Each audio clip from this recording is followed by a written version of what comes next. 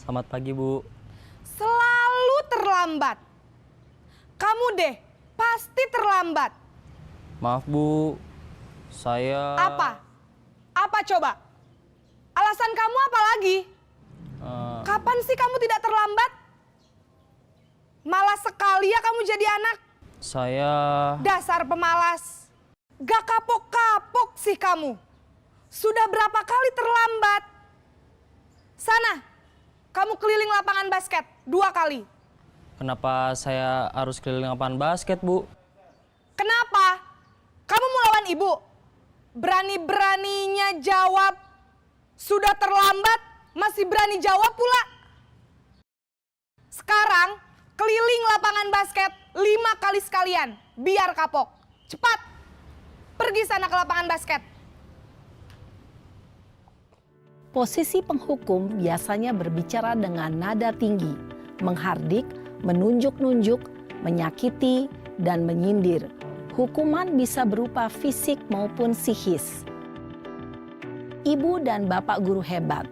Dampak yang terjadi pada murid ketika guru berada pada posisi penghukum adalah murid cenderung akan memberontak, bahkan menyimpan dendam.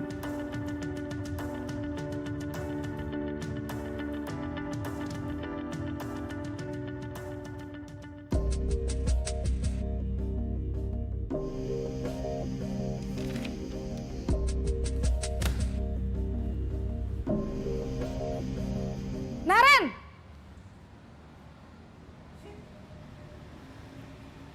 Selamat pagi, Bu. Naren. Kamu kenapa terlambat lagi, Nak? Ya Tuhan, Naren. Kamu senang ya bikin ibu susah ya? Kalau kamu terlambat lagi, nanti ibu yang ditegur bapak kepala sekolah, Nak. Disangka ibu tidak bisa membina kamu.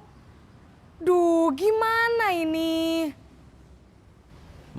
Maaf, Bu. Duh, Gusti Naren. Kamu suka ya kalau ibu ditegur bapak kepala sekolah? Terus, sekarang ibu harus tulis apa ini di buku absen? Ini kamu sudah sering terlambat loh. Ibu harus apa coba? Maaf, Bu. Maaf sekali. Ya sudah, lain kali jangan bikin ibu susah lagi ya, Nak ya. Ibu tidak akan kuat lagi kalau kamu begini terus. Bisa jantungan kalau ibu ditegur bapak kepala sekolah. Sana cepat ke kelas. Maaf ya, Bu. Maaf sekali. Posisi pembuat rasa bersalah berbicara dengan nada tenang, cenderung lembut. Namun kata-kata yang diutarakan membuat murid merasa menjadi orang yang gagal. Memandang buruk dirinya sendiri, merasa tidak berharga, dan tidak sanggup membahagiakan orang lain. Ketika guru mengambil posisi pembuat rasa bersalah, murid akan menganggap dirinya yang bersalah dan ia akan menyimpan emosi negatif tersebut di dalam dirinya.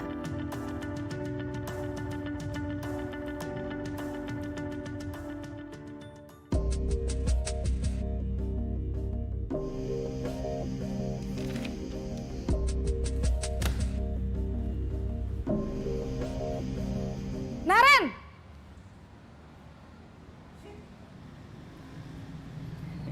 Selamat pagi, Bu. Wah, sudah jam berapa ini, Nak?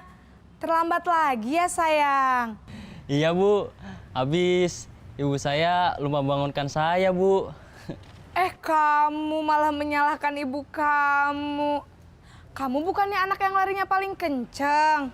Kok terlambat sih? Iya, Bu. Saya memang terlambat bangun tadi. Jadi, biarpun saya lari kencang, tetap gak kekejar, Bu. Ya sudah sana, nanti lain kali larinya lebih kenceng lagi ya. Biar gak terlambat lagi. Bikin seneng ibu, demi ibu. Bisa kan? Bisa lah, Bu. Ya sudah sana masuk kelas. Ibu beresin urusan absen kamu. Kamu ini ada-ada saja. Dalam posisi teman, guru berbicara dengan nada suara ramah, akrab, cenderung bersenda gurau untuk menjaga suasana tetap santai. Murid akan merasa senang aman dan akrab dengan guru. Identitas yang tercipta adalah identitas sukses atau berhasil. Namun, perlu diingat, karena ini masih dorongan eksternal, maka ada faktor ketergantungan dari murid kepada orang tertentu.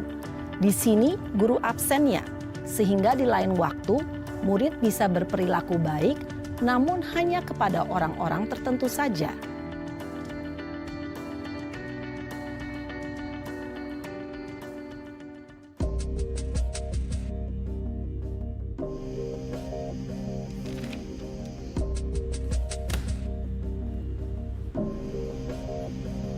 Naren!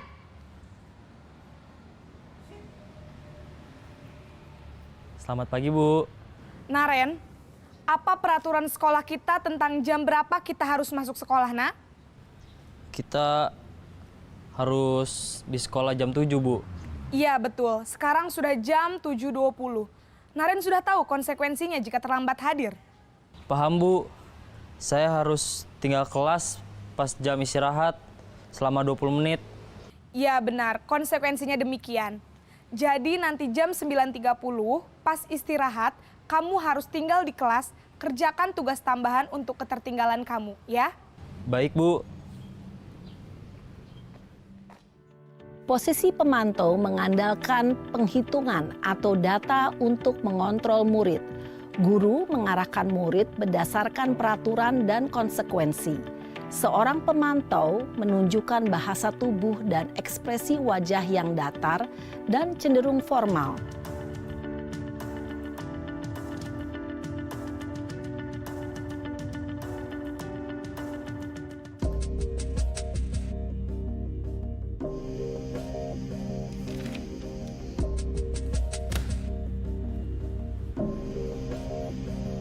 Naren!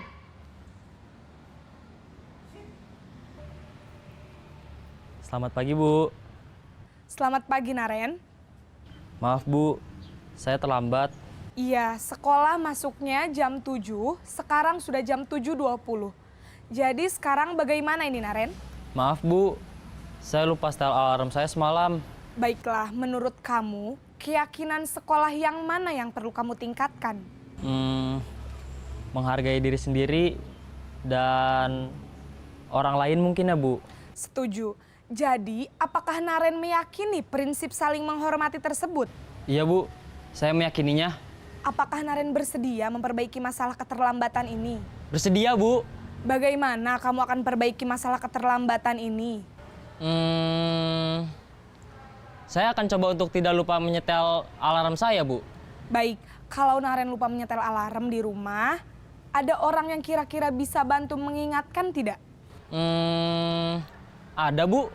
Kakak saya, Kak Ema. Ada lagi selain Kak Ema? Selain Kak Ema, ada ibu saya. Baik, jadi yang mengingatkan Naren adalah Kak Ema dan ibu kamu ya? Kira-kira akan mulai setel alarm kapan nih, Naren? Setelah pulang sekolah, akan segera saya lakukan. Baik, jadi Naren akan setel alarm untuk bangun besok pagi dan akan diingatkan oleh kakak dan ibunda Naren ya. Ada lagi yang mungkin perlu dilakukan, Naren? Agar tidak terlambat bangun lagi. Tidak ada, Bu. Baik, Naren. Terima kasih untuk kerjasama kamu. Sekarang kamu perlu kembali ke kelas untuk belajar. Baik, Bu. Terima kasih. Posisi manajer adalah posisi kontrol yang disarankan untuk membimbing murid memiliki sikap disiplin yang positif, yaitu murid yang mandiri, bertanggung jawab, dan dapat memecahkan masalah.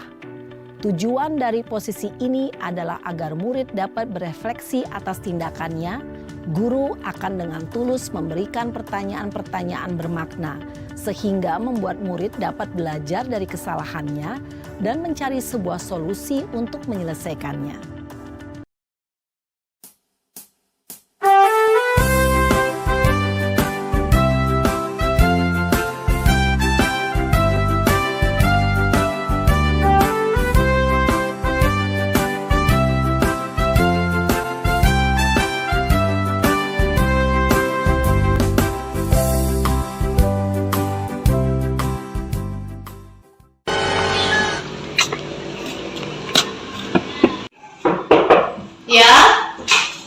panggil Indra. Iya, masuk nak.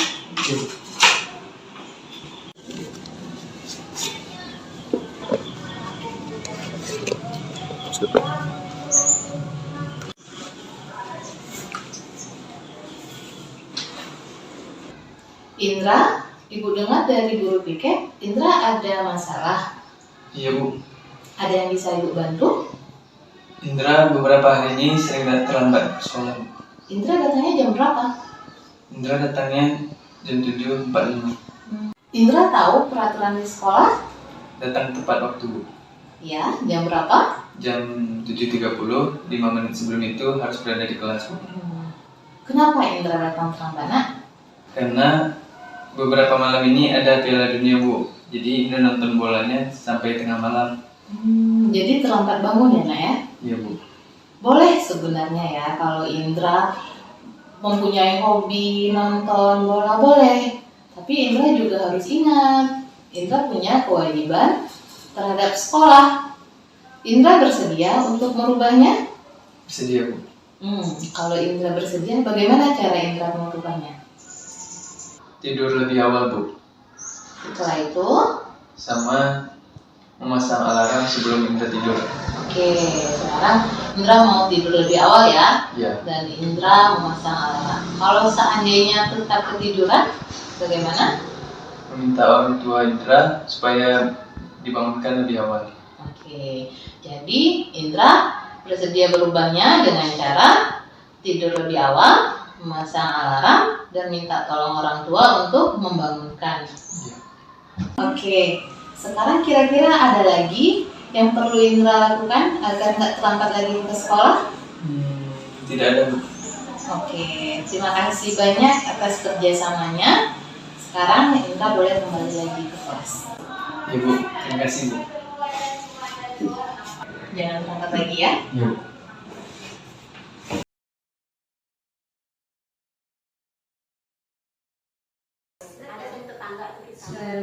Assalamualaikum warahmatullahi wabarakatuh. Waalaikumsalam warahmatullahi wabarakatuh. Terima kasih saya ucapkan kepada Bapak Ibu yang sudah berkenan hadir di acara hari ini, yaitu diseminasi penyebaran dan pemahaman budaya positif untuk memenuhi tugas kami sebagai calon guru penggerak. Bapak Ibu, mungkin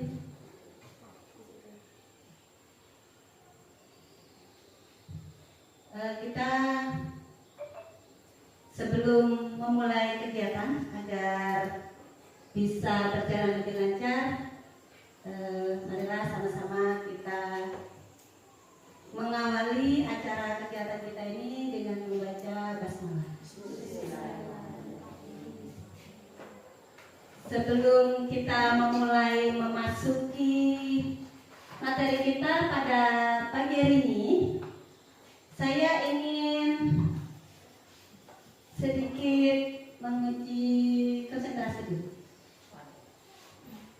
Orangnya ada berapa ini? Silakan duduk berhadapan. Ya,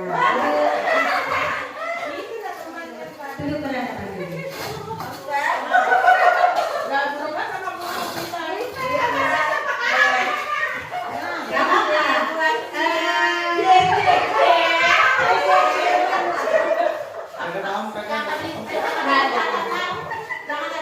Ini orang yang ada di sebelah kanan, artinya sebelah sini ya. Itu adalah berarti ada Bu Umay, Bu Jara, Bu Murni, Pak Kahar, Bu Romlah, Bu Rupiah. Ini harus berdekatan Bu. Berdekatan. Ada sini lagi. Ya. Atau mau berdiri juga boleh. Mau berdiri berhadapan boleh. Mau mungkin sebentar supaya nggak terlalu tegang. Tadi kayaknya tegang banget.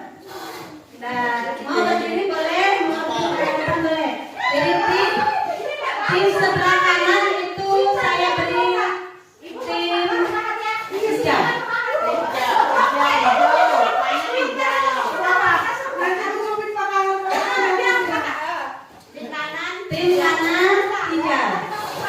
tim sebelah kiri hitam. Hitam berarti ya. Ya, hijau, hijau, hijau. Sisanya hitam. Hitam. Oke, paham ya? Silahkan taklukkan tangannya begini. Dua-duanya. Pada depan temannya. Tidak usah bersalaman. Gini aja. Ya. Satu atau dua? Satu aja. Ini kayaknya sedikit atur jarak sama kau. Jadi nanti ketika saya bilang hitam, maka si hitam harus memukul tangannya si merah. Hijau. Tapi ketika saya bilang hijau, berarti si hijau memukul tangan si hitam. Jangan sampai kena. Ya.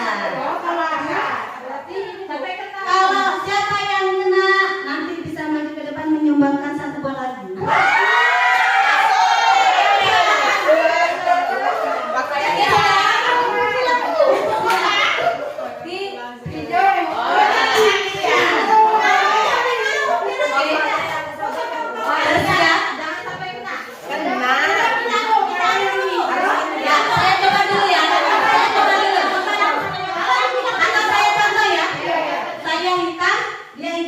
Ketika saya bilang hitam, berarti saya harus pukul dia. Yang si hijau harus berusaha untuk yang disebut dia yang disebut dia yang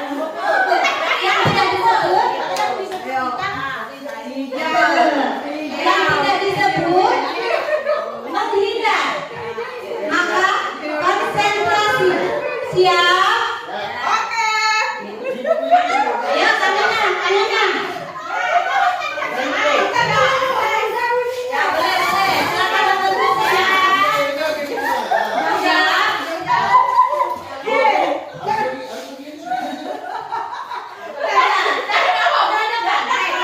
Tangannya berhadapan gini. Ya betul. Ya, tangannya berhadapan. Konsentrasi.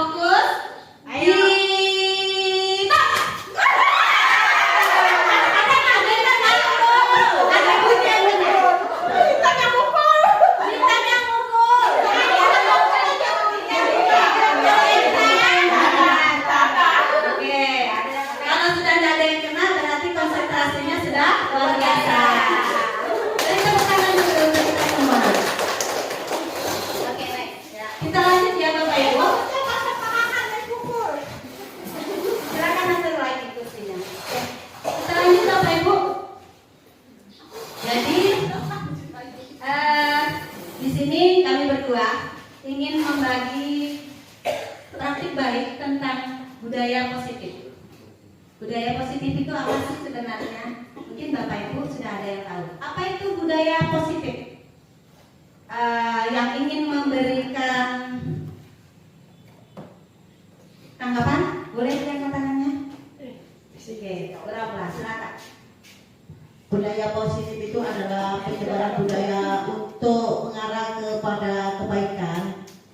baik di dalam lingkungan, baik di dalam kelas, mulai dari kita datang ke sekolahan, datang di gerbang sekolah kita mengajarkan anak-anak untuk saling mengucapkan salam sampai kita nanti pulang dengan membaca doa selesai pembelajaran. Itu kalau memang di kelas, pemahaman saya kalau di sekolah seperti itu, pemberian budaya baik kepada siswa maupun kepada teman rekan sejawat. Contoh, datang kita ucapkan salam, bersalaman semuanya, pulang kita mengucapkan salam, bersalaman semuanya, dimulai dari awal datang sampai akhir kita meninggalkan tempat. Terima kasih. Ada yang lain? Bapak? Oh, Ibu, boleh. Silakan, Bu. Kalau menurut pendapat saya, budaya positif itu adalah memberikan nilai-nilai yang baik atau kebijakan-kebijakan yang baik untuk membiasakan anak-anak, contohnya seperti mengucapkan salam, mengucapkan terima kasih. Itu saja, Bu. Terima kasih banyak. Ada lagi? Gak ada? Oke. Jadi kedua jawaban tadi sudah benar. Budaya positif itu. Jadi budaya positif itu perwujudan dari nilai atau keyakinan universal yang diterapkan di sekolah. Budaya positif yang diterapkan di sekolah menjadi suatu pembiasaan. Jadi budaya itu adalah pembiasaan yang terus dilakukan tidak hanya saat itu atau dalam jangka yang pendek. Jadi budaya itu suatu kegiatan yang dilakukan secara terus-menerus. Itu budaya. Positif itu sesuatu yang baik. Seperti mengucapkan salam, terus mencium tangan, bersapa ketika bertemu. Ya, itu semua adalah contoh-contoh dari budaya positif. Untuk selanjutnya, di dalam budaya positif itu ada beberapa item yang ada di dalamnya. Yang pertama yaitu pembelajaran dengan paradigma baru. Jadi kita bisa menerima hal-hal baru yang bersifat baik. Yang kedua ada disiplin positif, ada kebutuhan dasar manusia, ada motivasi perilaku manusia, ada posisi kontrol, keyakinan kelas dan segitiga restitusi. Ini kan. Nah, ini ada disiplin positif. Kira-kira dari Bapak Ibu nih, ada yang tahu lagi nggak apa itu disiplin positif? Ketika mendengar suatu kata disiplin positif, apa yang ada di pikirannya Bapak Ibu? Ada yang mau memberi tanggapan? Mungkin Bu, kalau misalnya dia mau tanggapan ada kita kasihnya ya, terus dia tulis di sini nanti tempel. Kira-kira disiplin positif menurut mereka apa? Mau begitu? Boleh. Jadi tulis aja di sini. Bapak masing-masingnya Bapak Ibu. Nah, jadi menurut Bapak Ibu disiplin positif tadi kan ada budaya positif. Sekarang itu disiplin positif. Jadi kalau menyampaikan mungkin agak susah, kita tulis saja. Berarti selain disiplin positif. Nah, tadi kan di dalam Ya, selain kalau budaya positif itu dia kompleks. Berarti ada juga berarti disiplin negatif, Ibu. Ada Pak. kalau ada positif, Kalau ada positif pasti ada negatif. Sebelum memberikan jawaban kita harus memahami konsep itu dulu kan. Ya betul. Tadi sudah ya positif itu hal-hal baik tadi sudah ya Pak ya. ini yang terlintas di pikiran Bapak Ibu aja. Silakan tuangkan pada lembar kertas sticky note apa itu disiplin positif. Mendengar kata disiplin tadi ya sudah budayanya ya. Sekarang disiplinnya. Pendek-pendek aja. Masa paham? Pendek saya. Oh, itu tulis apa ya? Jangan kata-kata Ya.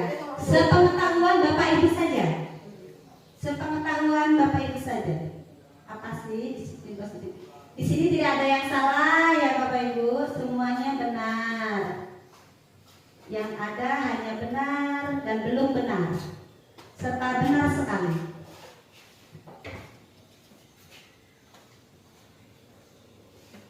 Satu menit.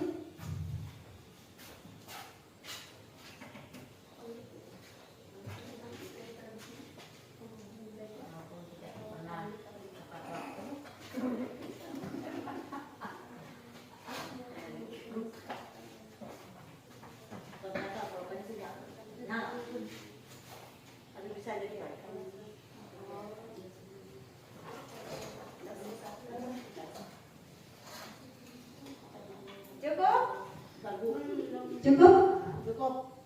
Cukup. Nggak usah panjang-panjang Bapak Ibu. Yang penting yang terlintas di pikiran saja. Disiplin. Sekarang, silakan. Bu Roma mau membacakannya. Silakan. Atau gini saya Baca aja.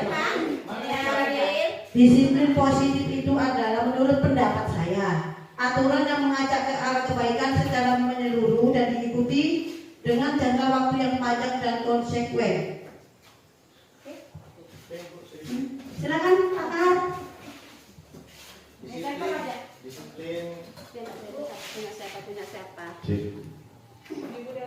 Disiplin positif menurut pandangan saya secara pribadi adalah sesuatu yang dilakukan atau ya sesuatu kegiatan yang dilakukan dengan waktu yang tepat dan sudah disepakati bersama. Adapun contohnya misalnya kedatangan ke sekolah di jam 8 harus hadir minimal paling lambat jam 8. Itu adalah salah satu merupakan contoh disiplin positif. Adapun disiplin positif itu, disiplin itu adalah sesuatu yang berlaku dengan waktu yang tepat dan sudah ditentukan bersama. Mungkin itu menurut saya. Terima kasih. Assalamualaikum. Terima kasih. Selanjutnya mau dibacakan. Bacaan? Saya bacakan ya. Oke. Datang tepat waktu. Kemudian disiplin positif adalah disiplin waktu, masuk kelas tepat waktu. Disiplin positif aturan yang mengajak ke arah kebaikan. Tadi berubah ya. Disiplin positif adalah cara digunakan untuk membentuk sikap mandiri. Disiplin positif adalah cara yang digunakan untuk membentuk sikap mandiri. Disiplin positif merupakan kegiatan yang dilakukan, contohnya sikap mandiri. Disiplin positif kebiasaan baik yang istiqomah dan dikonsistenkan. Disiplin positif aturan yang harus dilakukan untuk mendapatkan kebaikan. Kemudian yang terakhir, disiplin positif adalah penerapan sikap anak-anak menjadi mandiri. Betul semua.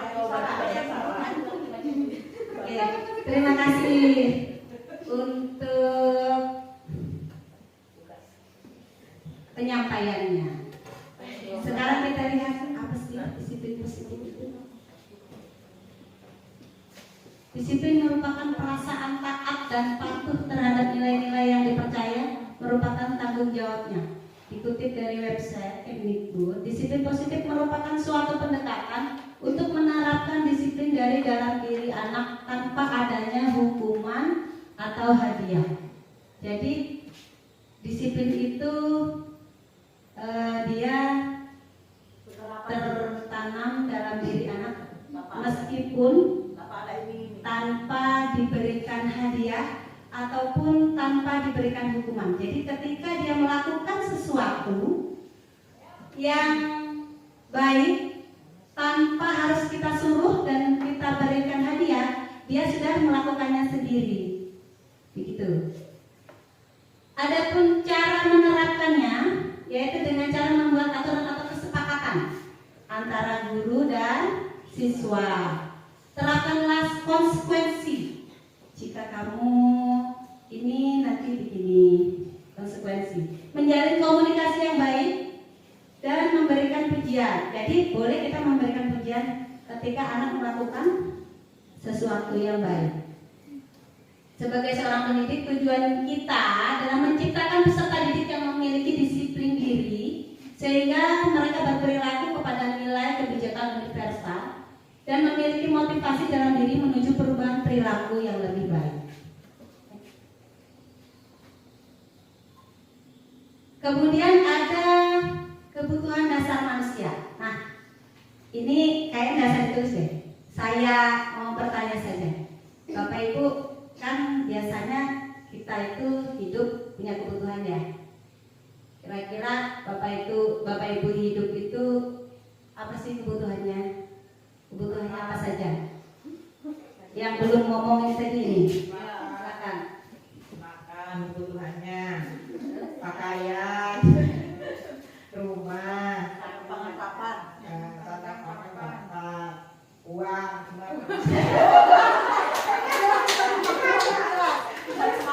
Ada yang mau menambahkan? Apalagi kebutuhan? nafas. Kebutuhan dasar loh Bu, nafas. Apalagi? Ada lagi? Ada lagi? Sebelah sini belum nih? Sebelah sini belum? Ayo Bu. Kebutuhannya apa? Maksudnya dia Kebutuhan dasar. Kebutuhan dasar manusia yaitu ya memiliki akal supaya bisa mendapatkan apa-apa yang kita inginkan dengan cara yang baik. Kebutuhan ya? Oke. Akal pikiran yang sehat. Mau menambahkan Bu? Tidak sama dengan baik. Oh, ya. Ibu? Oh, sama aja. Oke. Kebutuhan dasar manusia. Jadi Bapak Ibu, kebutuhan dasar manusia itu ada 5.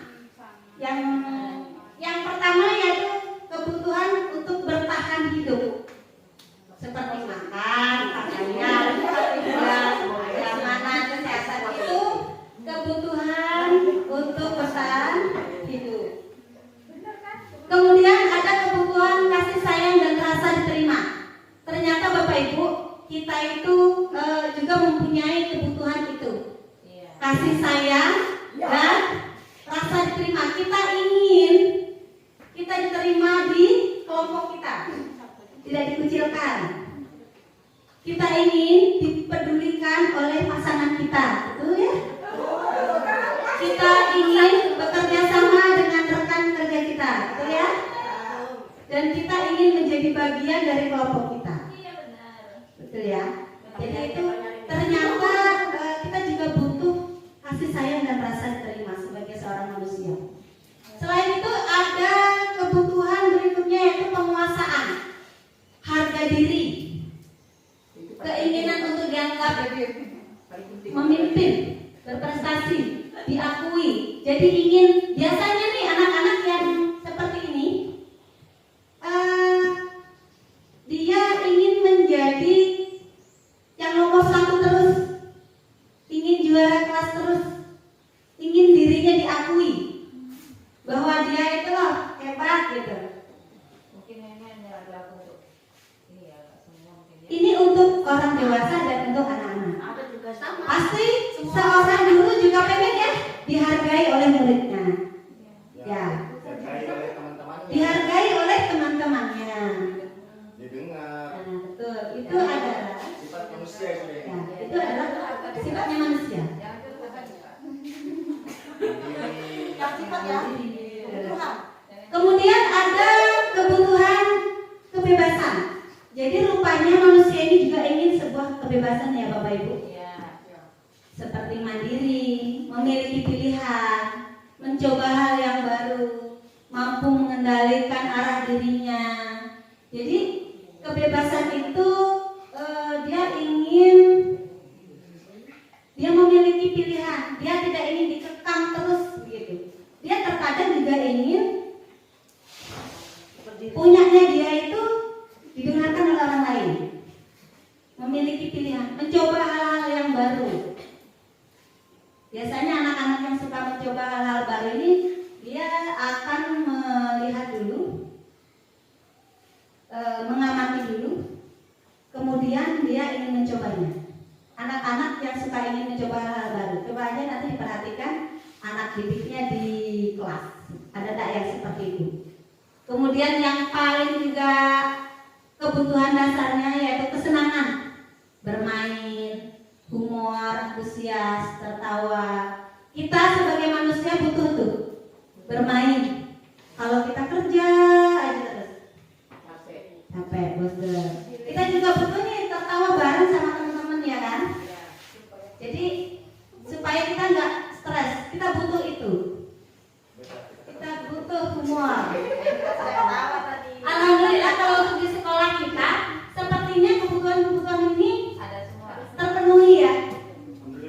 Alhamdulillah kebutuhan ini sudah terpenuhi. Ya, tepuk tangan teman-teman. Semoga begini terus ya. Amin. Nah, sekarang saya mau tanya sama Bapak Ibu. Kira-kira nih untuk yang pertama, Ibu guru bilang, aku tidak boleh bersenandung sewaktu mengerjakan tugas. Katanya kelas harus tenang, tidak ada suara. Kan nggak seru jadinya. Ini kira-kira nih Bapak Ibu masuk di kebutuhan apa? Kebebasan. Tadi Kebebasan? Bukan. kebebasan. Kedua main. Apa Bu? Kesenangan. Kesenangan. Ada lagi? Kesenangan. Kalau saya buka lagi slide sebelumnya tadi. Nah, ini dia. Ini tadi ya. Kesenangan. Masuk di mana Bapak Ibu? Kesenangan. Di? Kadang kan itu dia harus humor gitu kan, bukan. Pada dulu ini Ya kemudian itu saya ada beberapa yang masuk kesenangan dia masuk sana tadi. Kebebasan yang masuk. Kasih sayang, saya diterima. Tetap penguasaan. dalam waktu mengerjakan soal mengganggu orang lain. Oke, saya kembalikan lagi ya. Ini Iya. saya sudah dilihat. Saya kembalikan lagi soalnya. Itu ada semua itu masuk semua. Lima itu saya rasa masuk semua. Yang paling kuat di mana Pak? Yang paling kuat Yang itu- paling kuat kesenangan. Ya. Yang ada yang lain selain kesenangan? Apa? Kesenangan. Kesenangan. Oke. Sebelah sini kesenangan ya? Ya. Apa jawabannya? Oke. Jawabannya kesenangan ya Bapak Ibu. Tepuk tangan. Terus yang kedua, Ibu guru tidak menyapaku hari ini. Padahal aku pakai jepit rambut baru. Apa ini? Masuk apa ini? Apa? Kasih saya. Ada yang lain? Oh, belum hafal Bu tadi apa? Oke, kembalikan lagi. Apa Bu? Kasih sayang ada tadi ya. Oke. Kasih sayang dan bertahan hidup karena dia pakai jepit. Jepit itu jepit rambut itu kan termasuk dengan Bu. Penguasaan. Aksesoris, makanya. Ini penguasaan juga masuk. Kalau pakai jepit Pak, itu masih bisa kita bertahan hidup. Dapat bertahan hidup kan, Pak? Saya biar pakai baju pasti bisa bertahan hidup. Mungkin itu. Malah hidup tadi Oke, kita jawabannya adalah rasa kasih sayang dan Tepuk tangan untuk kita yang sudah berhasil menjawab benar. lanjut. Aku bosan, masa belajarnya cuma gitu-gitu aja, dengerin ibu guru aja. Apa itu? Penguasaan. Ayo, angkat dulu Bu. Ya. Apa ini? Kebebasan. Ayo. Kebebasan. Oh iya, Kebebasan. Kebebasan. Kasih kita pilihan. Yang mungkin kita coba terus yang baru. Bosan dia dengan cara-cara seperti itu terus. Oke. Jawabannya adalah kebebasan. Hebat, luar biasa. Satu lagi, aku sebel gambarku tidak rapi, malah ibu guru nunjukin ke teman-temanku di depan kelas. Nah, ayo, Bu, silakan dibuka lagi Bu, yang tadi Bu. Nah, apa ini? Apa ini? Penguasaan. Apa? Penguasaan. Penguasaan. Betul sekali. Tepuk tangan dari kita semua. Luar biasa. Berarti Bapak Ibu di sini sudah pahami dengan kebutuhan dasar manusia. Sudah bisa menjawab dengan benar semua. Alhamdulillah. Oke. Lanjut Bu. Nah, motivasi perilaku manusia. Bapak Ibu, ada yang tahu? Motivasi perilaku manusia. Mengapa seseorang melakukan sesuatu? Pasti ada motivasi itu dalam hidupnya. Keinginan dalam diri. Ya. Apa itu motivasi perilaku manusia? Ada yang tahu? Silakan. Ya, motivasinya apa? Motivasinya apa? Motivasinya itu ya keinginan ketika kita ingin mempunyai sesuatu atau memiliki sesuatu yang baru. Ya, motivasi ibu itu apa untuk keinginan itu tadi? Motivasi Dia sudah bilang tadi. keinginan motivasi saya itu keinginan saya untuk memiliki sesuatu yang saya inginkan. Lanjut, ada lagi yang ingin Bapak mau Saya menghidupkan suasana. Kalau menurut saya motivasi perilaku itu keinginan kita mengajak untuk kebaikan. Perilaku kita. Menurut saya sih. Menurut saya.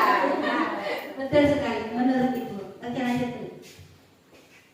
Jadi motivasi perilaku manusia itu ada dua, ada intrinsik, ada ekstrinsik. Ada dari dalam diri kita dan dari luar diri kita.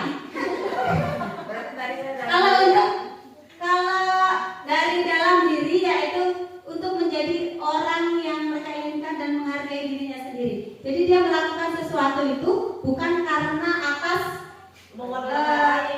kemauan dari orang lain, tapi dengan dirinya sendiri. Misalnya kalau kita datang ke sekolah tepat waktu tanpa ada suruhan dari atasan atau dari peraturan sekolah, tapi itu dari keinginan, oh saya harus memberikan contoh yang bagus ini untuk anak muridku, berarti aku harus berangkat lebih cepat supaya tidak terlambat. Nah, itu motivasi intrinsik namanya. Kalau yang ekstrinsik dia ada dua, untuk menghindari ketidaknyamanan atau hukuman. Jadi dia melakukan sesuatu itu karena dia takut dihukum. Ini biasanya banyak nih anak-anak nih. Jadi dia melakukan sesuatu misalnya menyapu kelas karena takut dihukum gurunya, nanti dia nggak piket suruh berdiri di depan kelas. Itu motivasi ekstrinsik dari anak itu. Terus ada juga untuk mendapat imbalan atau penghargaan. Jadi dia melakukan sesuatu karena ingin mendapatkan sesuatu dari orang lain. Seperti kayak kita bekerja. Kita bekerja itu untuk apa? Untuk dapat uang. Untuk mendapat imbalan. Berarti berangkat kerja itu masuk ke motivasi ekstrinsik karena ingin mendapatkan uang tadi. Ya, kewajiban gitu ya. Iya, kewajiban juga. Sama menghindari ketidaknyamanan. Nah, menghindari ketidaknyamanan juga. Soalnya kalau sering nggak masuk, dilihat orang nanti Bu. Ini kiranya sering betul nggak masuk. Aku juga ditegur sama atasannya kan? Tadi berhubungan dengan perilaku positif tadi. Iya, semuanya adalah positif. Nah, ini nih yang seru. Posisi kontrol guru. Jadi Bapak Ibu, kita sebagai seorang guru itu kita punya posisi kontrol untuk yang kita lakukan. Posisi kontrol seorang guru itu ada 5.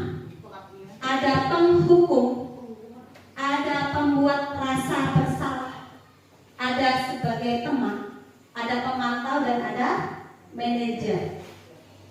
Penghukum itu seorang penghukum menggunakan hukuman fisik atau verbal untuk mengendalikan perilaku. Guru dengan sikap seperti ini cenderung percaya bahwa satu-satunya cara untuk memastikan keberhasilan pembelajaran adalah dengan cara mereka sendiri. Itu posisi kontrol seorang guru sebagai seorang penghukum. Kemudian ada pembuat rasa bersalah. Pada posisi ini guru menggunakan kata-kata yang lembut untuk membuat orang lain merasa bersalah atau rendah diri. Sebagai teman, posisi teman menggunakan persuasi dan hubungan baik untuk mempengaruhi perilaku. Mereka bisa menggunakan humor dan hubungan yang baik dengan siswa untuk mencapai tujuan mereka. Ada pemantau, seorang yang menjaga ketertiban dengan memberlakukan hukuman atau akibat. Dan yang terakhir adalah manajer.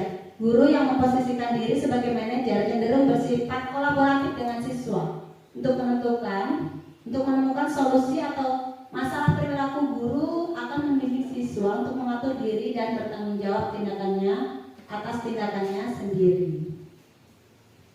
Jadi Bapak Ibu, nah ini ada sebuah video yang akan Bapak Ibu tonton dulu tentang posisi kontrol.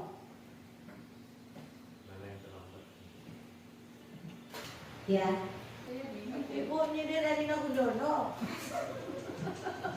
Oke, perhatikan videonya.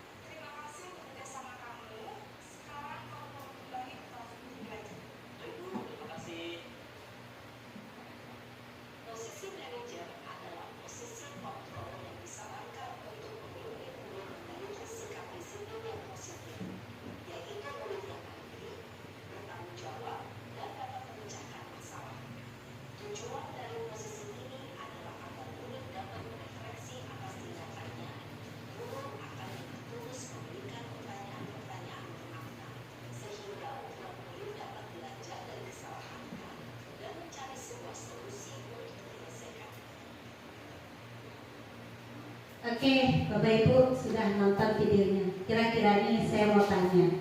Kira-kira Bapak dan Ibu di sini ada di posisi kontrol yang mana dari Guru Piadul? Saya menempatkan diri pada posisi kontrol sebagai teman. Ada tadi yang kekeluargaan tadi itu. Teman dalam sistem kekeluargaan.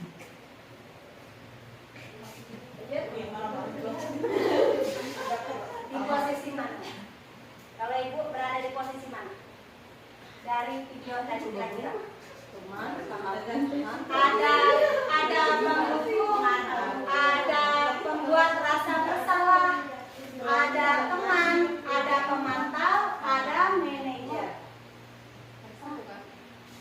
Kira-kira Bapak Ibu berada di posisi kontrol guru yang mana selama berjalan? Teman. Yang sudah lewat, teman. Oke. Kalau saya tergantung keadaan situasi yang terjadi. Cenderung bisa jadi manajer, bisa jadi penghukum, bisa jadi yang pemarah, bisa tergantung yang kita hadapi.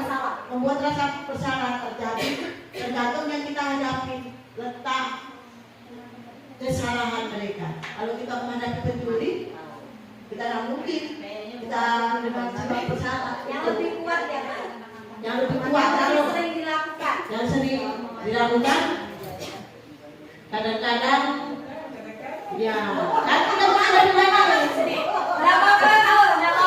Kita kan menghadapi masalah yang lain-lain. Kayak kemarin menghadapi orang maling, masa kita berteman? Kalau sebetulnya kita harus jadi manajer sebetulnya.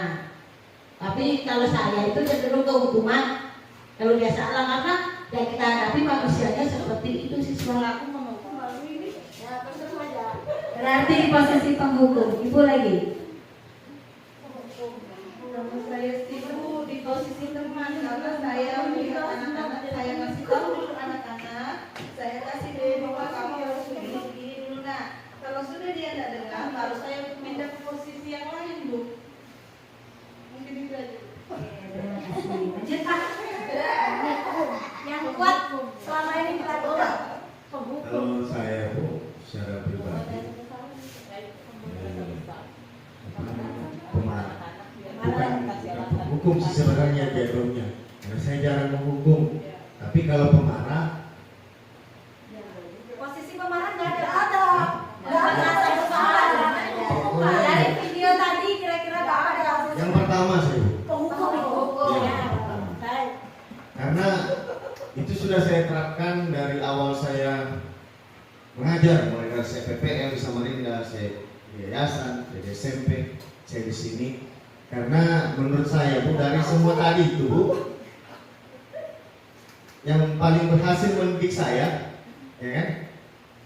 Yang pertama tuh, karena guru-guru saya dulu di sini begitu ke saya. Nah jadi itu yang saya terapkan juga. Lanjut.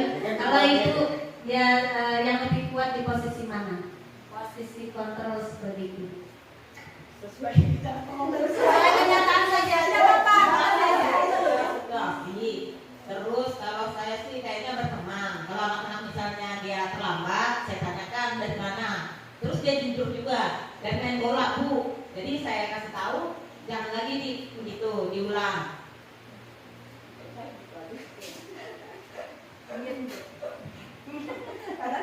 Kalau pribadi saya, biasanya yang saya lakukan kalau murid-murid itu terlambat, saya membuat rasa bersalah. kalau saya. Tapi sebenarnya yang harus dilakukan ibu itu sebagai manajer sebenarnya yang paling pas kalau menurut pribadi saya. Kalau saya pribadi sebelumnya sudah menerapkan posisi kontrol Bu sebagai teman. Cuma di kelas 6 ini kemarin sebagai penghukum. Kelas rendah aja itu itu. Enggak apa-apa. Ya sudah. Saya serahkan sebagai posisi pemantau. Iya, dia tahu ya. Ya karena kami di berbagai kelas ya, nggak cuma satu kelas. Jadi kadang di kelas bawah kami sebagai pemantau atau mengingatkan anak-anak bahwa jam segini masuk. Karena mereka kan belum tahu Bu. Ya, jadi kalau di untuk kelas atas lebih ke penghukum. Ya karena baru mulai menerapkan untuk penghukum dan pembuat rasa bersalah. Kalau saya sih Bu, kayaknya di posisi teman sebabnya di dalam kelas itu kalau menghukum dia tambah jadi kalau jadi teman ya Gitu ya. Enggak punya kelas. kalau saya ke manajer karena di situ kan ada kita mencari solusi ya, kita ada solusinya. Ketika dia melakukan kesalahan kan kita kasih solusi. Terima kasih untuk Bapak dan Ibu yang sudah memberikan jawabannya dan tanggapannya. Untuk posisi kontrol yang disarankan untuk guru yaitu dalam posisi kontrol sebagai manajer. Itu yang disarankan ya Bapak Ibu ya. Tapi di dalam sebuah manajer kita tidak bisa langsung menjadi sebuah manajer. Kita harus memiliki dulu yang disebut kesepakatan atau keyakinan kelas atau keyakinan sekolah. Jadi posisi manajer ini tidak bisa kita terapkan di sekolah atau di kelas ketika kita tidak punya kesepakatan atau keyakinan kelas. Nah, jadi Bapak Ibu yang belum membuat itu tidak bisa menjadi posisi manajer. Begitu. Lanjut Pak. Kalau dari video yang kita lihat ini, memang yang Ibu Winnie katakan, posisi guru yang paling baik itu di posisi manajer. Nah, tapi kalau menurut pendapat saya, Bu, posisi manajer ini, Bu, saya rasa saya sudah mengajar di berbagai sekolah. Posisi manajer ini adalah tempat terakhir yang harus kita lakukan setelah semua yang dari awal tadi itu. Pertama, kenapa kita harus kenapa kita harus ke penghukum dulu, Bu? Bukan berarti kita jahat kan? Penghukum ini untuk mendidik anak-anak, memberikan rasa hormat terhadap guru dan teman-temannya.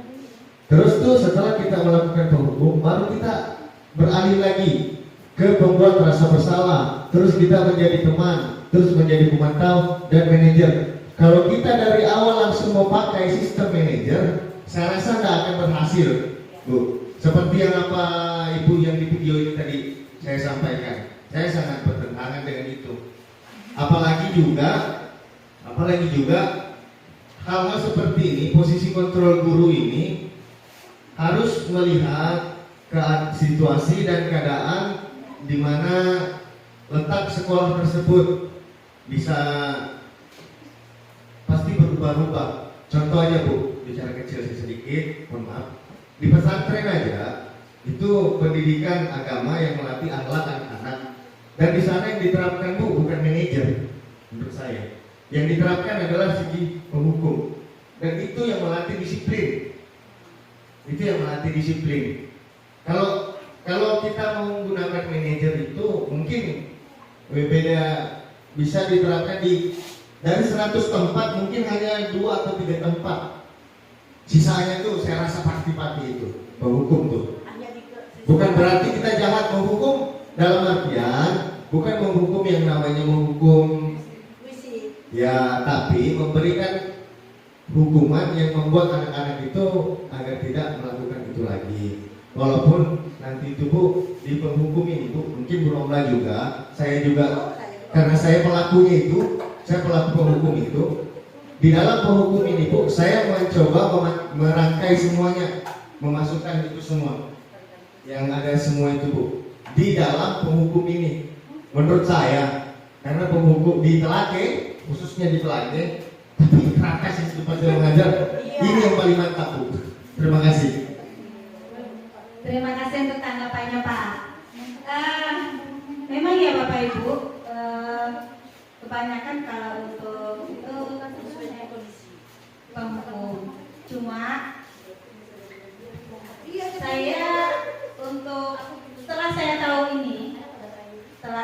ini, saya mencoba menggunakan metode yang lain, posisikan diri yang lain ke manajer, karena kalau saya cenderung biasanya selama saya menjadi guru, saya sebagai seorang teman, saya bukan penghukum, saya teman, dan itu paling efektif menurut saya waktu saya jadi guru.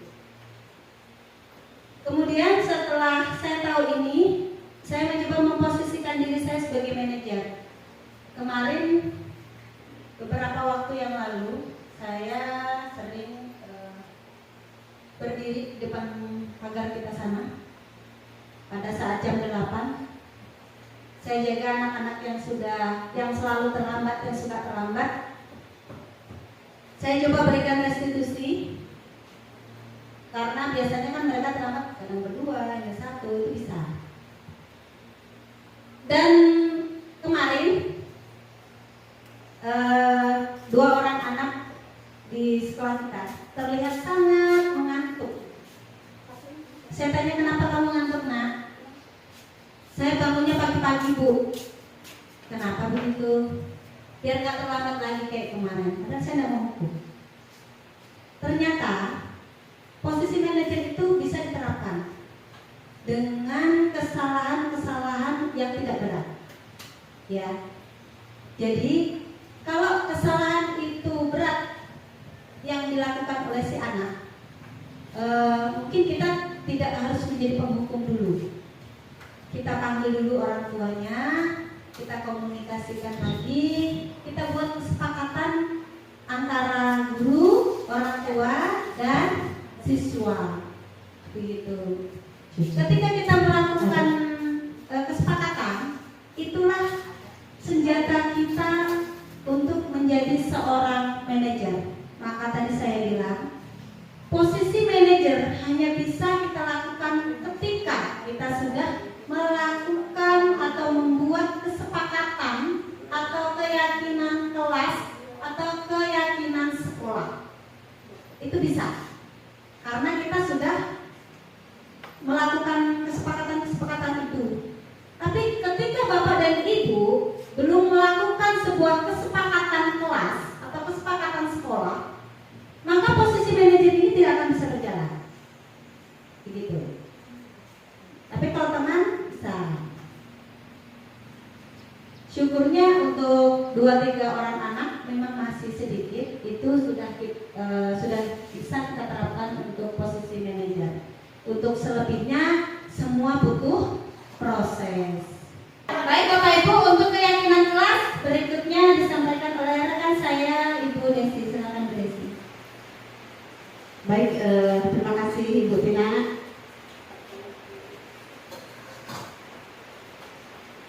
Tadi Ibu Tina kasih briefing, saya tidak siap Bu, karena saya tidak membuat apa? Mungkin bisa berdiri Bapak Ibu. Kita goyang-goyang dulu ala-ala anak kelas 2 di kelas saya ya. Setiap hari, hampir setiap hari saya melakukan sekitar beberapa detik saja. Kita nyanyi-nyanyi aja. Ya. Nyanyinya di sini senang itu ya. Semua kan? Tapi pakai gerakan ya. Gua makahan kayak semangat. Ala-ala Ray di kelas saya kayaknya. Selalu semangat Ray sama April selalu bersemangat. Baik,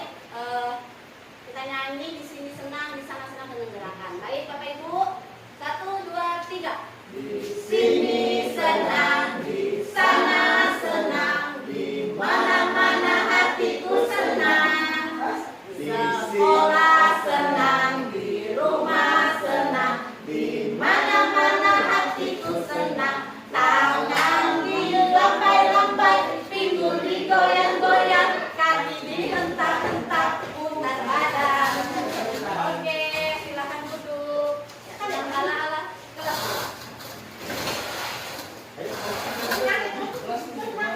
Senang kan? Itu kami lakukan setiap hari sebelum memulai pelajaran. Ya, terima kasih dari dua kalinya kepada Ibu Tina yang telah memberikan kesempatan kepada saya. Tadi sudah banyak hal yang disampaikan oleh Ibu Tina tentang disiplin positif ya Bapak Ibu. Jadi saya melanjutkan kembali tentang keyakinan kelas.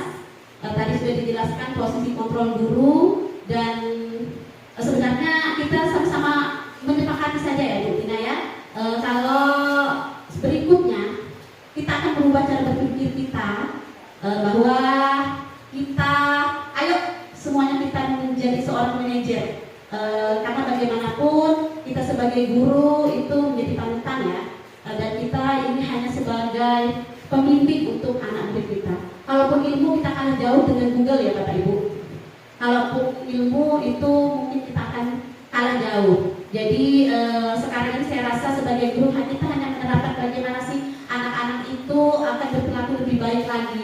Jadi entah itu dari tutur kata atau sikap mereka ya. Jadi kita berbagi di sini Bapak Ibu. Jadi tadi sebenarnya harapan kita dari posisi kontrol guru itu bagaimana pola pikir kita akan berubah sebagai seorang manajer ya. Jadi memang tidak ada yang salah dari apa yang sudah kita lakukan selama ini. Hanya saja kami mengajak atau kita sama-sama belajar untuk berubah dan untuk berubah. Baik Bapak Ibu, sekarang saya akan memperkenalkan, bukan memperkenalkan, ini sudah banyak Bapak Ibu buat kayaknya di kelas masing-masing. Tapi mungkin sedikit berubah tentang keyakinan kelas. Di kelas Bapak Ibu yang saya di sini ada kesepakatan kelas ya. Kesepakatan kelas mungkin mirip, tetapi mungkin ada sedikit perbedaan. Jadi di sini keyakinan kelas. Mengapa keyakinan kelas? Mengapa bukan peraturan kelas? Jadi ada nggak dalam benak Bapak Ibu sedikit tentang perbedaan dari kenapa harus keyakinan, kenapa bukan peraturan? Mungkin saya akan membagikan kertas ini, Bapak Ibu. Jadi apa yang tertuang dalam benak Bapak Ibu tentang keyakinan dan perbedaan tentang peraturan? Silahkan tulis. Apa itu keyakinan? Apa itu peraturan? Kenapa kita lebih memilih keyakinan yang akan kita angkat sekarang ini bukan peraturan? Keyakinan dan kesepakatan. Keyakinan dan mengapa bukan peraturan?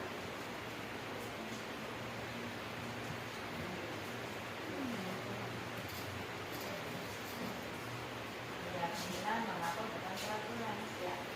Mengapa kalimatnya kita? Kenapa harus keyakinan bukan peraturan? Apa yang terlintas di dalam dengan kata keyakinan dan peraturan? Cukup dijawab saja. Mengapa keyakinan kok bukan peraturan? Karena kalau peraturan begini.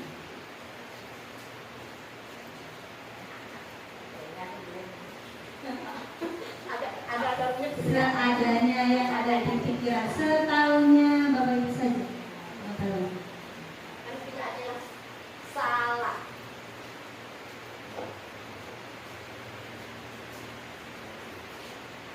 Sudah. Nah. Kalau banyak poin yang repot nanti. Kalau pilihnya Pak Abed repot kan?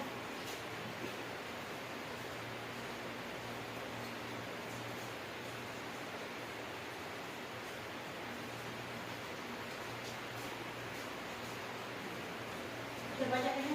Setengah menit? Sudah. Baik, sudah.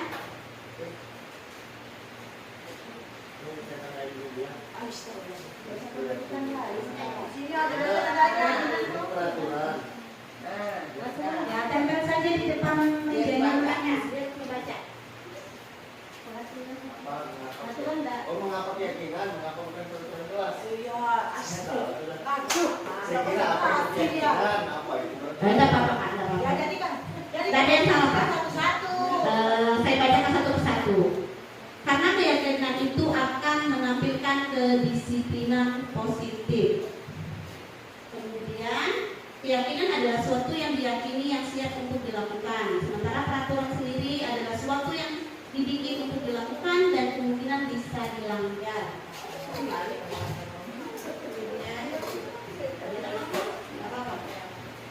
Keyakinan kelas merupakan disiplin yang bisa diterapkan dalam membangun budaya positif. Bentuk kepercayaan yang harus dimiliki menurut keyakinan, sedangkan peraturan itu ketentuan yang melekat dengan budaya salah. Keyakinan adalah kesepakatan, sedangkan peraturan dibuat oleh guru tanpa melibatkan siswa. Keyakinan adalah sesuatu yang dilakukan dengan hati, sementara peraturan sendiri adalah sesuatu yang bisa dilanggar. Pak, bersama tidak murni. Mengapa keyakinan terlaksana dengan keyakinan kelas bisa terlaksana dengan baik dan dijalankan bersama, sedangkan peraturan bisa dilanggar. Baik, peraturan bisa dilanggar intinya ya. Keyakinan kelas karena kesepakatan yang dibuat bersama dengan melibatkan siswa, sedangkan peraturan dibuat oleh guru saja. Guru saja. Bisa dibaca? Bisa. Mengapa keyakinan kelas? Karena keyakinan kelas merupakan suatu keyakinan yang harus dilakukan, sedangkan peraturan dibuat dari kesepakatan bersama. Beda karena keyakinan akan mudah diterapkan. Baik.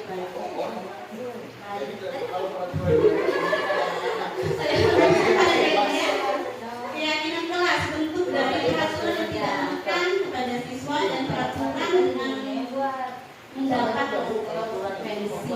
Berarti peraturan ini kayaknya menakutkan sekali dengarannya. Keyakinan karena nilai dan prinsipnya disepakati oleh guru dan siswa, sedangkan peraturan sesuatu yang harus dipatuhi. Baik Bapak Ibu, sedikit tentang keyakinan dan peraturan. Begini Bapak Ibu, saya sendiri saja mendengar kata peraturan itu seperti mengikat ya, sebenarnya mengikat.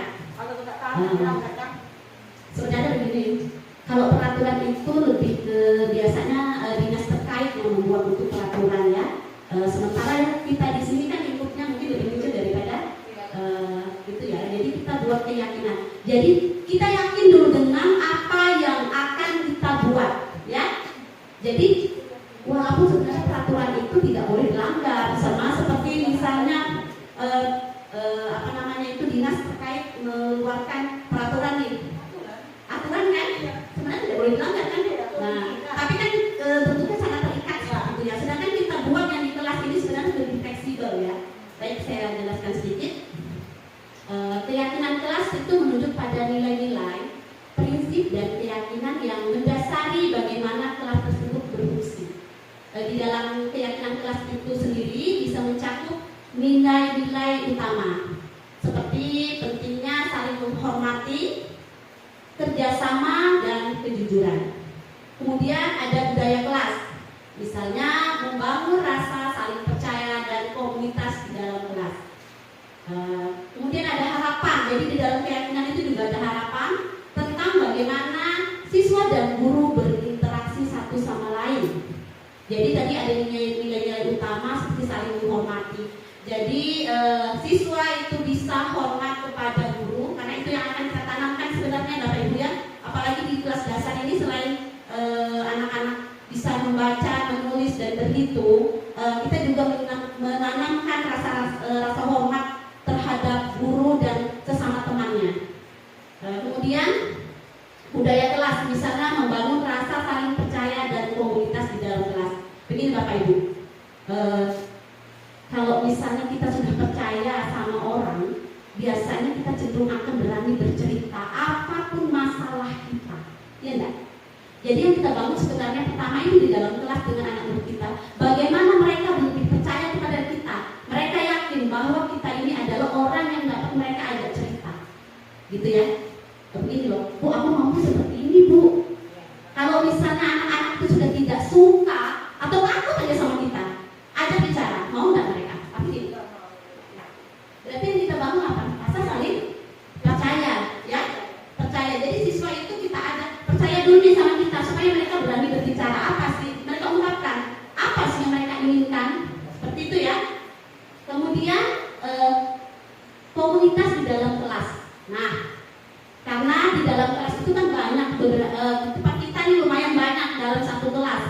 Ya, jadi di dalam kelas itu kita akan bentuk sebuah komunitas atau sebuah kelompok.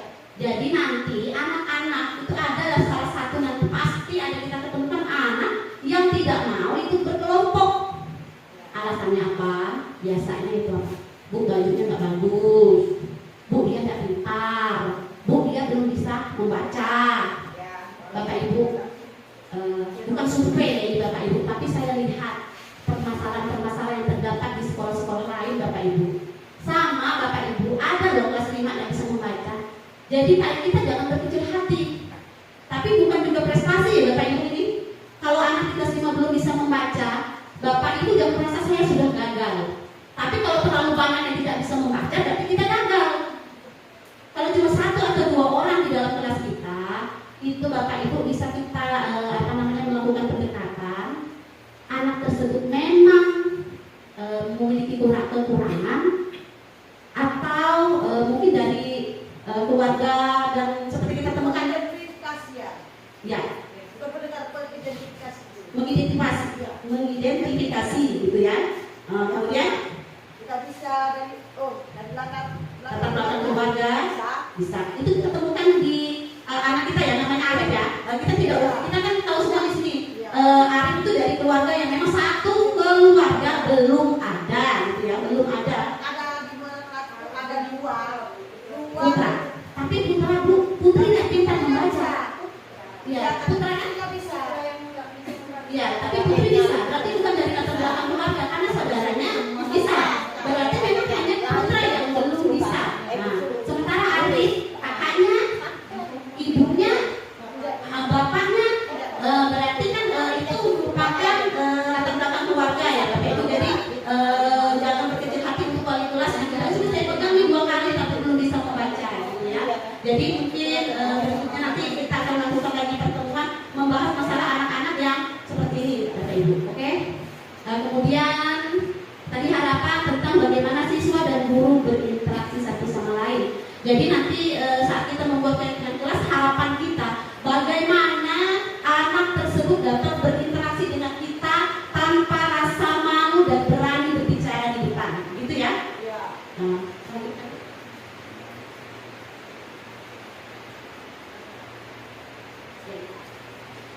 Kemudian peraturan kelas ya. Tadi kita kan membahas kenapa sih harus keyakinan bukan peraturan. Sementara peraturan di sini itu adalah aturan-aturan yang lebih spesifik dan terperinci yang menetapkan apa yang boleh dan tidak boleh dilakukan di dalam kelas. Contoh peraturan kelas bisa termasuk tata tertib seperti tidak boleh berbicara saat guru sedang menjelaskan, kehadiran dan keterlambatan, tentang aturan kehadiran dan ketepatan waktu, kemudian penggunaan teknologi yaitu aturan tentang penggunaan perangkat elektronik di sekolah. Jadi yang pertama itu tentang tata tertib. Di sini Bapak Ibu seringkali kita itu berbicara tidak boleh membawa HP. Nah, nanti kita akan membahas di sini bagaimana sih kalimat-kalimat positif sehingga anak-anak itu bisa lebih menerima lagi bahasa yang kita sampaikan ya Bapak Ibu.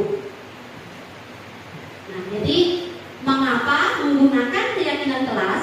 Yang pertama, membangun hubungan keyakinan kelas, membantu membangun hubungan yang lebih baik antara siswa dan guru serta antar siswa. Jadi seperti yang saya jelaskan tadi, harapan kita dalam suatu hubungan di dalam kelas itu siswa dapat menghormati kita dan juga dapat menghormati temannya. Kemudian motivasi dan kepemilikan.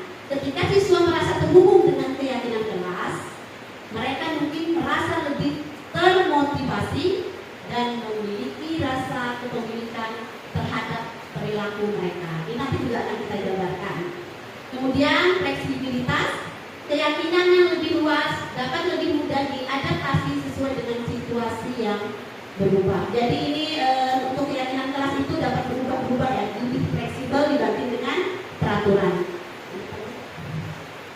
Kemudian dalam keyakinan kelas, yang pertama keyakinan kelas bersifat abstrak.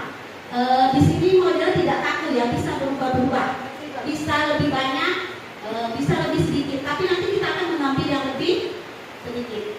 Yang kedua, dibuat dalam pernyataan positif, jadi nanti akan kita bahas juga kalimat-kalimat positif ya. Kemudian sedikit saja agar mudah diingat. Jadi Bapak Ibu, keyakinan kelas itu kita buat jangan terlalu banyak. Sedikit dulu supaya diingat, tapi ditaati, tapi dilaksanakan, ya kan?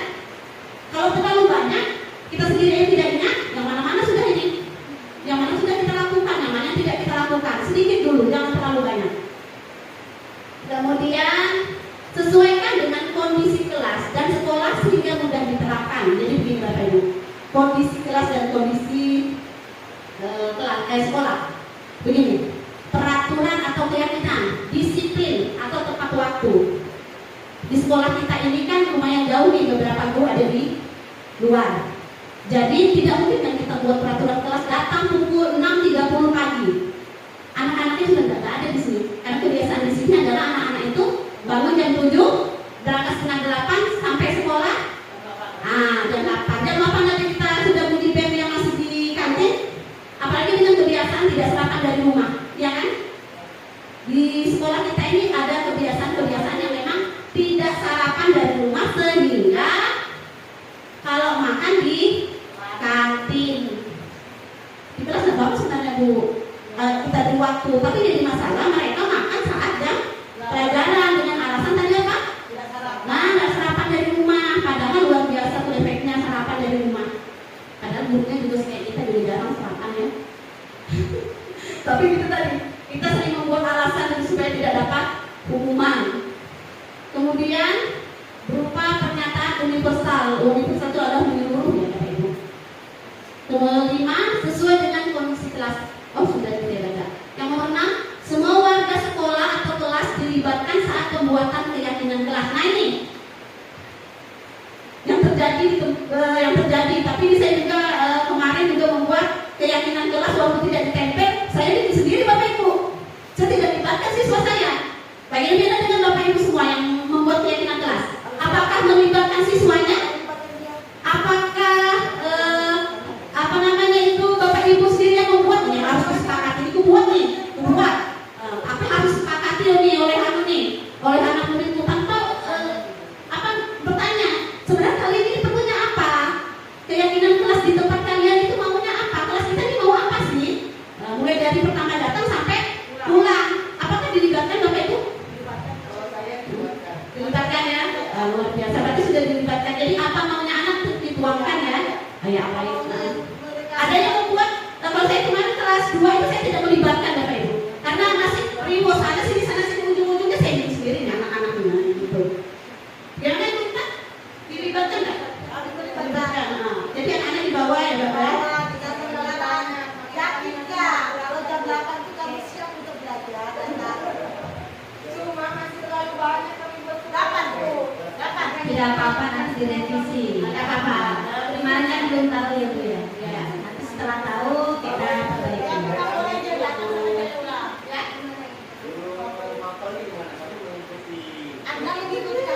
Oh tidak, begini ya Pak Kahar, saya mencoba menjawab karena kita sama-sama bermakna ya.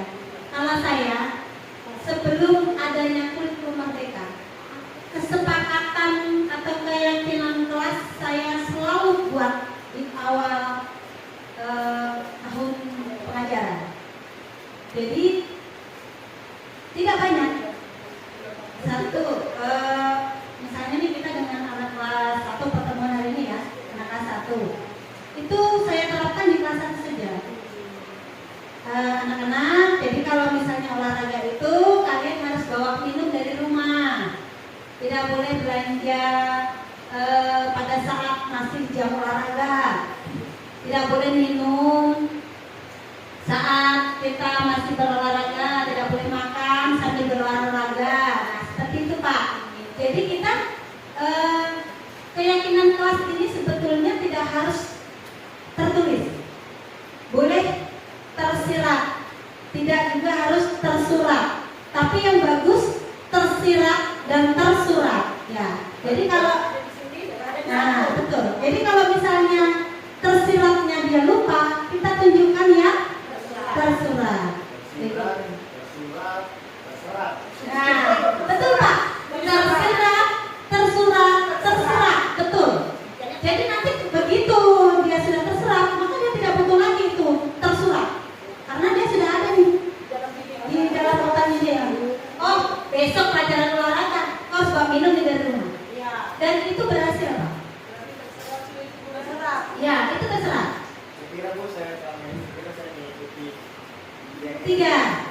Ya, jadi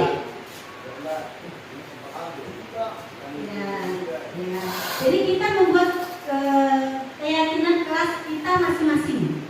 Bisa kan berbeda Pak, kebutuhan yang dia butuhkan di lapangan dan dengan di kelas itu berbeda. Jadi kita bikin sendiri. Gitu. Kalau Bapak mau buat tersuratnya juga boleh. Kalau saya mungkin hanya 3 Pak, kesepakatannya banyak. Tidak terlambat, datang tepat waktu, membawa minum, tidak makan pada saat belajar. Hanya itu kalau saya. Ya, kalau sedikit dia akan terserah Pak. Saya datang ada sini terserah. Nah, kalau saya terserah itu sudah kita. Silakan lanjut ya. Mungkin sebelum lanjut ke materi berikutnya Bu, kita gini Bu. Ini kan kita sudah berkumpul di sini. Bagaimana kalau misalnya kita membuat keyakinan sekolah? Sekolah loh ya, bukan kelas loh. Nah, kita bagaimana? Nanti dengan silakan dengan kalimat teman-teman, nanti kita akan merubah dan menjadi kalimat positif. Gimana Bu? Nah, boleh ya? Keyakinan?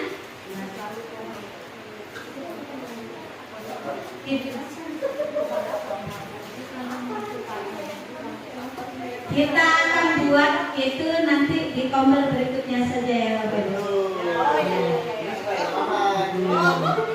Artinya Pak Kahar sudah mulai tampil. Kayaknya mulai sudah nanya memang dari dulu. Baik, ini langkah-langkah pembuatan keyakinan kelas ya. Jadi yang pertama, berdiskusi memunculkan peraturan-peraturan yang perlu ditaati warga sekolah.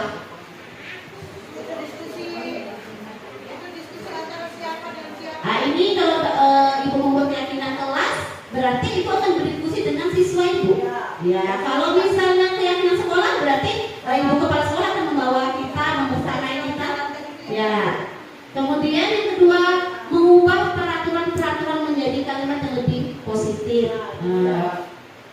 Kemudian yang ketiga, menjadikan peraturan-peraturan menjadi nilai-nilai kebajikan atau keyakinan kelas. Yang keempat, berdiskusi mengenai gambaran perilaku yang mencerminkan keyakinan kelas. Kelima, berdiskusi mengenai seluruh peran warga sekolah. Keenam, meninjau ulang keyakinan kelas dari waktu ke waktu. Baik, kemudian mengubah kalimat negatif menjadi positif. Di sini ada contoh kalimat negatif Bapak Ibu ya. Saat pembuatan keyakinan kelas itu di kelas saya, ini sebenarnya anak dia nggak bisa menulis tapi dia ngomong aja ke saya. Panggil satu anaknya. Kemudian ada yang ngomong ini. Menurut kamu apa yang dari kelas akan kita buat ini? Menurut kamu di kelas kita apa yang tidak boleh kita lakukan? Ya ada jawaban seperti ini dari anak murid saya. Tidak mengobrol saat guru sedang menjelaskan. Tidak ngomong Bu kalau ibu guru menjelaskan. Nah, saya tulis seperti ini. Kalimat negatifnya tidak ngobrol saat guru sedang menjelaskan, sedangkan kalimat positifnya yaitu ya mendengarkan guru saat menjelaskan. Jadi kalimat tidaknya tidak hilangkan. Kemudian ada lagi tidak membuang sampah sembarangan. Kalimat positifnya buanglah sampah pada tempatnya. Kemudian tidak boleh makan minum menggunakan plastik es. Kalimat positifnya membawa wadah makan dan minum dari rumah. Kemudian ada juga tidak boleh makan sambil berdiri. Ini sesuai dengan sunnah. Ya Ibu guru agama ini luar biasa pengetahuannya seperti ini. Kita rubah menjadi kalimat positif yaitu makan dengan sopan. Nah, di dalam kelas itu, di dalam kelas saya sendiri, ini merupakan keyakinan kelas yang dapat sebagai banyak sekali Bapak Ibu ya. Ada datang tepat waktu, mendengar guru saat menjelaskan, membuang sampah pada tempatnya, memakai seragam sesuai jadwal, membawa dada minum dari rumah, berdoa dengan khusyuk, menjaga kebersihan tembok, melepas jaket dan topi saat di dalam kelas, berbicara sopan dengan sesama warga sekolah atau apa namanya saling menghargai. Ini luar biasa banyak kan? Ya. Tapi kita ambil sedikit aja. Nah,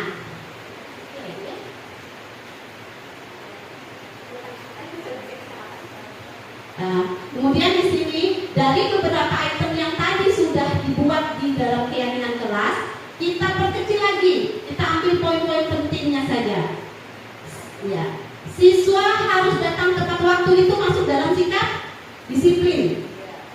Jadi berarti anak-anaknya dia ingat nanti apa? Disiplinnya.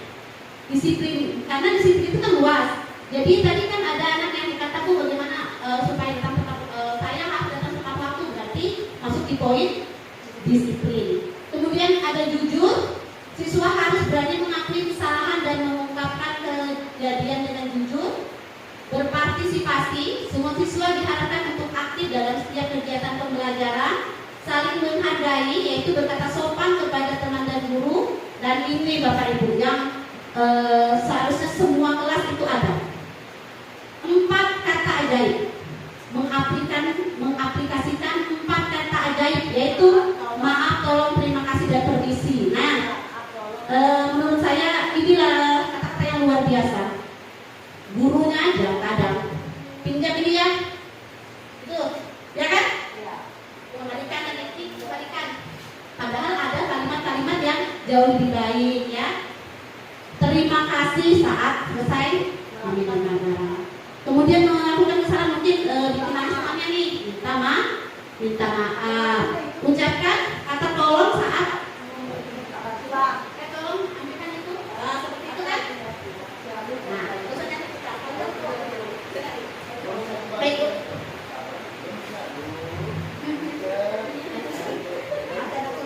Baik, ini Bapak Ibu.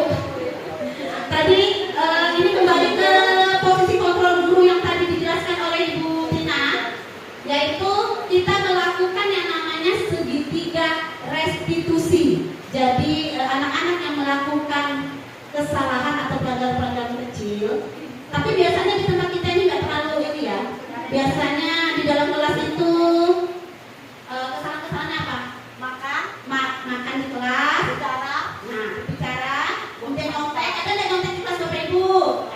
Buang sampah, datang terlambat. Malas nyontek Pak? Nyontek itu ya, luar biasa kemudian kita. Ini pelaku-pelakunya Bapak Ibu, pelaku-pelaku nyontek.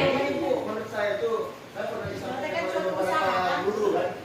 Sudahlah kamu nggak paham, sudahlah kamu nggak ngerti, baru nggak ada niatmu, mau menjawab. Jadi kayaknya ya, ada soal kan, kita sudah tidak tahu. Ini kan, ini anak-anak sekarang itu, tahu aja apa? Sembarang aja, iya. Pelaku berkontek begitu ya. Jangan juga Bapak ada sikap jujur. Nah, padahal sudah ditanamkan di situ tadi Pak dari keyakinan kelas. Jujur. Selanjutnya tadi ini tentang segitiga restitusi ya. Jadi sebagai seorang manajer tadi itu bagaimana caranya kita melakukan apa namanya itu kita menemukan permasalahan dalam diri anak, kemudian kita mengolahnya supaya ada apa namanya perubahan dalam diri anak. Nah, di sini kita bisa melihat ada gambar segitiga di dalamnya, yaitu ada yang pertama validasi tindakan yang salah, kemudian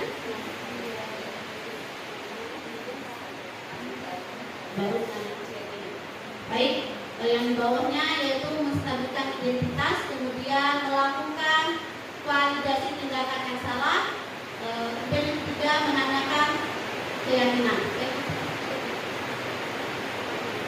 Nah, ini ada 3 tahapan restitusi. Yang pertama menstabilkan identitas. Bapak Ibu, sepertinya kita di sini saat menemukan anak yang melakukan kesalahan, yang berbuat salah, kita tidak langsung menyalahkan siswa. Ini berdasarkan prinsip membuat kesalahan adalah bagian dari proses pembelajaran, di mana kita sebagai manusia biasa tentunya pernah melakukan kesalahan ya Bapak Ibu. Asal dari kesalahan itu berulang-ulang menjadi kebiasaan. Yang kedua, validasi tindakan yang salah. Kita harus menanyakan alasan. Tentunya anak saat melakukan kesalahan itu mereka pasti punya alasan. Kenapa sih mereka melakukan kesalahan? Nah, ini berdasarkan prinsip bahwa setiap perilaku berupaya memenuhi suatu kebutuhan tertentu. Kemudian yang ketiga, menanyakan keyakinan dari kesalahan, menanyakan keyakinan terjadi kesalahan siswa, itu siswanya bisa memperbaiki kesalahan. Ini berdasarkan prinsip teori kontrol bahwa pada dasarnya kita termotivasi secara intrinsik. Baik Bu, selanjutnya Bu. Nah di sini ada contoh kasus restitusi. Ini saya yang melakukan restitusi ya. Ada anak kelas 5. Jadi di sini ya. Jadi di sini pada saat kegiatan belajar di kelas, Naila itu mencontek ke temannya yang di sebelah.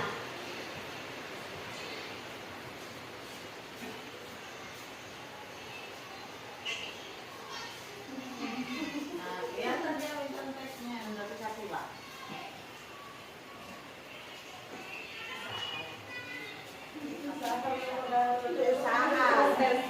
Proses kan kita kan?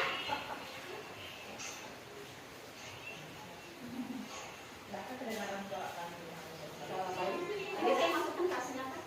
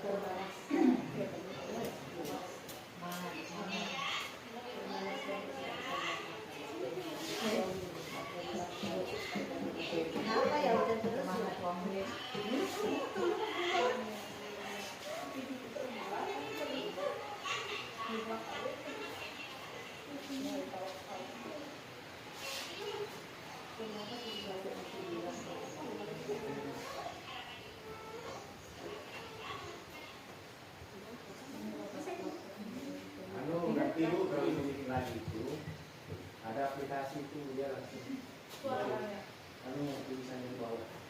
Oh, ada apa namanya tulisan kalau kita ngomong apa sih di bawahnya langsung ada teksnya, ya. Jadi itu tadi itu adalah sebuah kasus di mana anak Naila tadi nyontek temannya, kemudian kita lakukan restitusi dan ada lagi poin pentingnya Bapak Ibu, melakukan restitusi itu jangan di depan teman-teman yang lain. Jadi panggil anaknya dan bicara empat mata. Jadi sama seperti ada kalimat seperti ini. Saat mereka menasihatimu berdua saja berarti dia memang memberikan simpati yang luar biasa. Tapi ketika mereka menasihatimu di depan orang banyak berarti dia namanya mempermalukanmu. Seperti itu ya? Ada dua itu memang. Iya. Memperbaiki atau mempermalukan. Ya. Jadi berarti sama aja sama seperti kita dengan teman-temannya.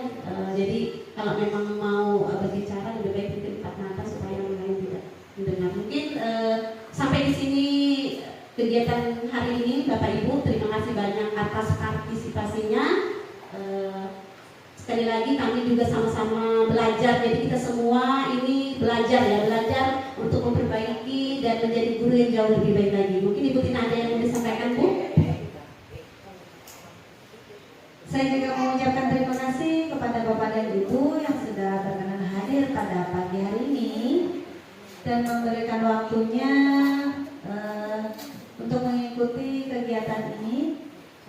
Harapan saya Bapak dan Ibu, ini bukan hanya sebagai untuk pemenuhan tugas kami berdua, akan tetapi bisa kita aplikasikan dalam kehidupan kita sehari-hari, baik dalam keluarga maupun di sekolah sebagai seorang guru. Gitu ya Bapak Ibu. Mudah-mudahan setelah ini kita bisa belajar memperbaiki sesuatu yang kemarin kita rasa masih belum benar.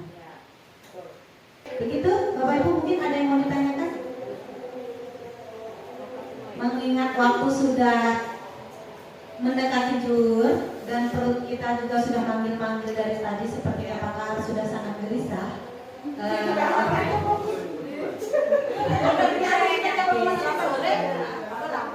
Kegiatan pada hari ini saya ucapkan terima kasih banyak. Saya mohon maaf beserta dengan Ibu Desi apabila ada kekurangan, apabila ada dari kata-kata kami yang kurang berkenan di hati Bapak dan Ibu, mohon dimaafkan.